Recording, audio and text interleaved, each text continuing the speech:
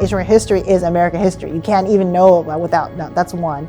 But of course it matters because the majority of Earth, 67% of humans are Asian, so you should know about, right? But also just on a personal note, Asian studies is a dreamer major. It's about dreaming, it's about community, it's about like helping, and it makes you dream that you can make a difference.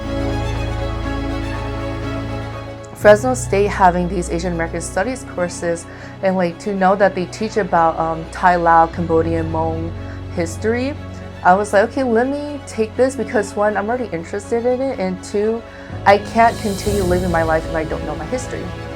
And so taking these courses, learning about the tragedy and the choices and the difficulty, it very, very much reshaped my mind and how I look at every individual now. Because when you look at an individual, you're not just looking at them, you're looking at every choice they've made in the history. Well, let's go before ethnic studies, it's crucial to understand. It was Black studies. Black studies came first, civil rights, African Americans, 300 years of defilement, and then they were asking for civil rights. So obviously the 1960s was the beginning, the origin, the background of ethnic studies is African American oppression, defilement, and also fighting back. San Francisco State had African Americans who were fighting to get into San Francisco State, but also having equity, having education that reflects their background and their history, and also their contributions. And so that was a push. It was always a 4-group push: Asian American Studies, Latin American Studies, Chicano Studies, Native American Studies, and African American Studies combined together because they knew African Americans said, let's all do it together. Let's all come together and let's all fight for our self-worth, and also very important classes that reflect their needs and community needs.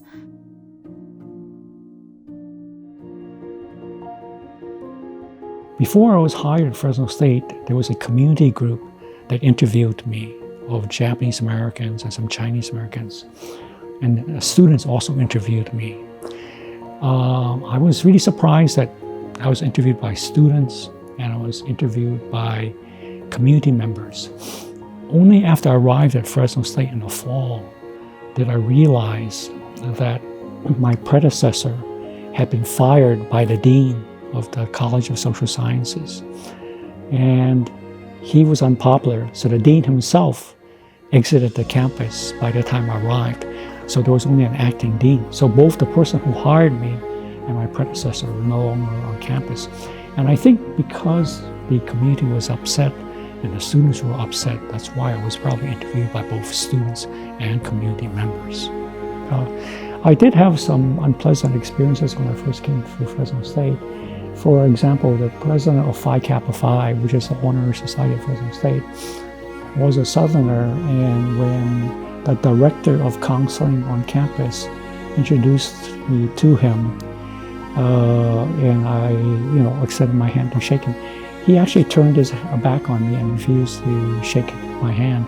There were a lot of Southerners on campus at the time, and there were others who shared, let's say, those types of racial feelings, So it was a different kind of campus back in the 1970s. So it was kind of an interesting experience.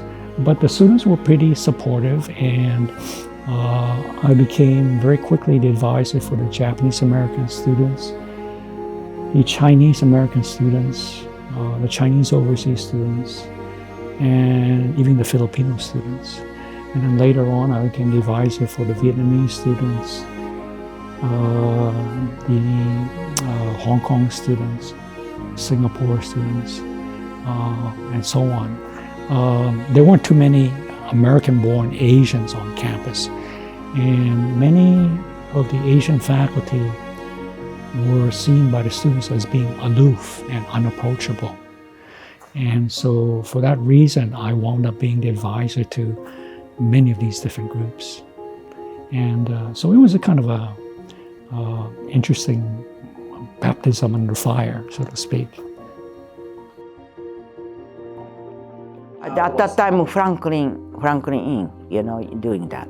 but very scholarly, okay? Not get, of course student is there, but so the Franklin tried to deliver that appropriate way that is, Asian approach also, I saw that too. But then when wave came, that was really trouble. I mean, yeah, not many people know how to really help those Southeast Asian students. Their background's so different. But when a wave came, okay, that was a completely different environment. Yes, Asian, but they're very different Asian, really to this community, yeah. So we all learned, yeah. And I really, I decided to drop everything. That's why I just, stay in a camp and refugee camp, and that's 2 months was a very important learning for me, yeah. I think that's a good opportunity for them to learn their original things, because the parents usually, or grandparents do not talk their own family. That's the way it is. They really do not share. They try to really move on. So that's usually happen in many families. That based on my experience, when I interview everybody, that's the way it is. So to me, I think Asian American studies really important to keep that original, at least student is able to learn what is my original value is, what is important that really my parents do not talk about anymore. Once in a while, grandparents show something, this, oh, I see, where that come from, oh, I see, that's I hear all the time, that kind of, stuff. So I think that's very important for really Asian American studies, really to keep up that, and also try to keep those original stuff to pass on. Yeah, so I really didn't think too much about the program going into college. I mean, of course I knew of ethnic studies, but I didn't really think that Asian American studies is this big thing. But when I went into my orientation and I was signing up for my first semester of classes, I had seen an introduction to Asian American studies, and I was like, that's actually interesting because half of my family is Japanese American.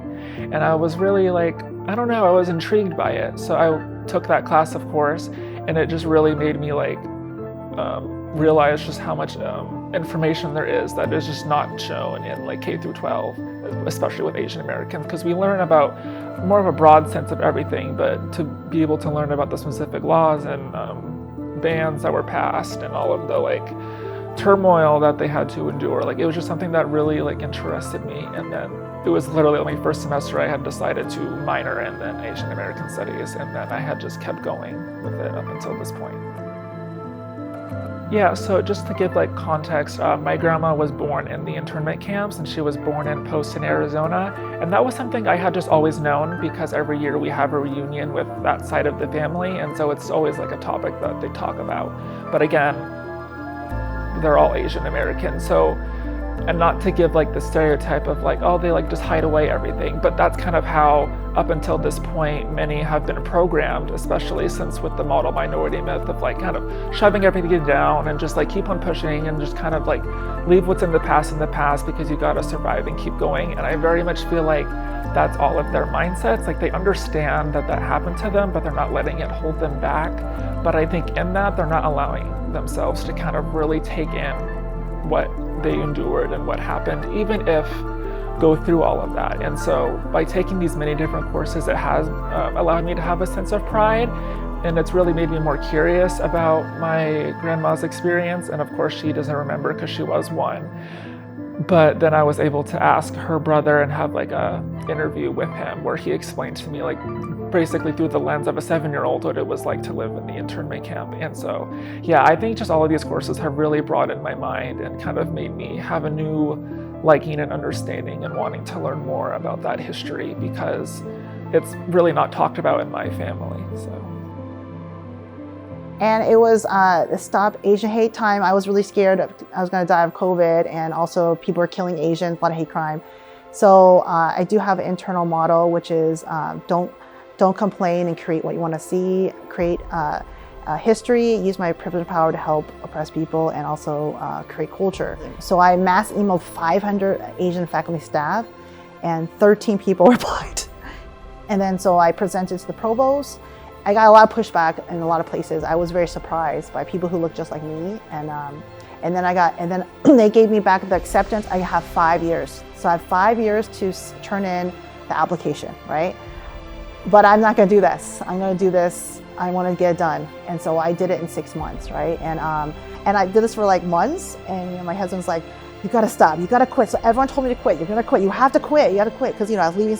It was when I felt down, I would reach out to people, and they would help me, like, can you write this part, like, really went out of their way, and they went through and they edited it. It was 120. They edited it out to 90. So I was like, holy moly. So I will never do that again. It probably took 5 years off my life, but it's okay. It's okay. Honestly, it was super cool. I think that when it came to learning about history, even at a young age, they mentioned Hmong people like once, and I was so thrilled. I was like, oh my God, that's me, And so just being able to have people who are also excited to teach that at a college level, and there's people willing to want to learn about it too. Like, not only is it that you're learning about yourself, but I think that it's giving other people outside of your culture to kind of get insight about how you live and how your culture is and what it is to kind of be like you. And also like seeing other people who are also like you. That's why I think representation is so important. And so when Dr. Bond was like, hey, like you could be an ASAM minor, and I was like, oh my gosh, I've never heard of something like that. And so I immediately took her up on it. And then like a year later, she was like, yeah, we're trying to develop a major. And so I've just kind of been following her along this path to getting to finally officially be a major. And so it's really monumental, I think, that for the people of Fresno, especially the Central Valley. And so I'm really excited to see how it's going to go. So every single class, Asian Studies, is a GE class, a W, or MI. So every single class.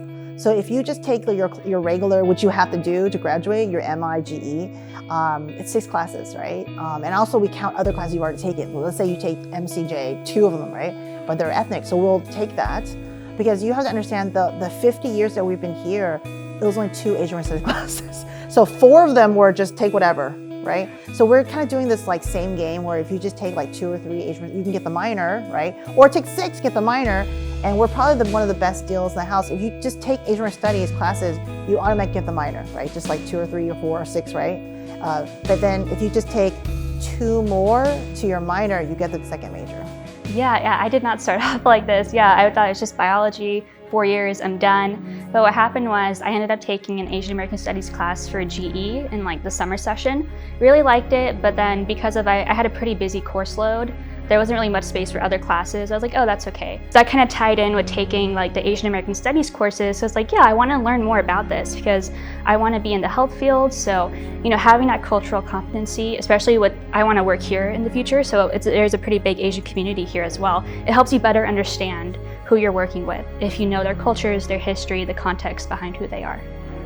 Each patient, they're not just their lab values, or they're not just their condition. There's a whole story behind the person. And so when you have, for example, Asian American Studies or any kind of ethnic studies class, that helps you get that patient into context so you can better relate to them. There's not like a separation between you and them, but you can relate to them because you understand where they're coming from. So that's how I see it kind of blends in together in that way. For them, I would say like classes like Asian American Studies, like it doesn't just apply within like the social sciences field, it applies to any kind of career you want to do, especially if it's like any public facing career. These are the people you're going to meet, like everyday people, right? So it would apply to any scenario. Yeah, actually with Dr. Bond, I took 2 classes with her the following time, and one of them was in Asian American Studies film. And so again, dealing more of like the art form of Asian history in terms of like filmmaking, and Asian representation matters, which is what we talked a lot about in that class, like in terms of media in Hollywood or outside of Hollywood. Took that class, and then the other class I took with her was like a Asian anime K-pop class. And basically the class was all about learning about what anime, like not just watching it, but like diving deeper, analyzing the art forms. But the importance of the class is maybe see the different perspectives of different Asian communities, like Korean culture, Japanese culture, and so that's why I really enjoy those classes, and those are the classes I took. You know, Asian American Studies has been such a big part of my life, and by taking those few classes and getting the minor certificate that I got this past semester in Asian American Studies, it has really helped me grow as a person in terms of allowing me to open my perspectives up to different cultures and knowing more about my culture that I never got to understand and know. And so taking those classes allowed me to know my own history. And so I think that's very important, to know yourself and your own history.